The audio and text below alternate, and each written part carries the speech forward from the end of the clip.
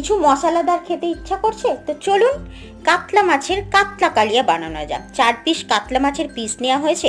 তো এই পিসগুলো নুন, হলুদ, লঙ্কা, তেল ভালো করে মাখিয়ে 10 মিনিট রেখে দেওয়া যাক। তারপর এই কড়াইতে দিয়ে দিয়েছি পেঁয়াজটা লাল লাল করে ভেজে তুলে নেব। তো এরকম ব্রাউন কালার হতে হবে। তারপর এটা এক সাইডে রেখে দেবো। যে অবশিষ্ট তেলটা আছে, মাছের পিসগুলো একদম দুটো সাইডই খুব ভালো করে ভেজে নেবো। আর এখানে কিশমিশ আর পেঁয়াজ ভাজাটা খুব ভালো করে বেটে নেবো বিনা জল ছাড়া। গরম মশলা দিয়ে দিয়েছি এখানে, আর জিরের ফোড়নও দিয়ে দিলাম। এবার হলুদ লঙ্কা দিয়ে মশলাটাকে দিয়ে খুব ভালো করে কষিয়ে নিলাম। আর অবশেষে দিয়ে দিয়েছি একটুখানি লবণ। খুব ভালো করে কষানো হয়ে যাওয়ার পর তারপর এখানে দিয়ে দিচ্ছি পেঁয়াজ বাটাটা, মানে ভাজা পেঁয়াজ বাটাটা। যখন মশলাদার একটা গন্ধ আসবে সুন্দর মিষ্টি, তখন মাছগুলো ছেড়ে দিলাম। হয়ে গেল আজকের কাতলা কালিয়া রেসিপি।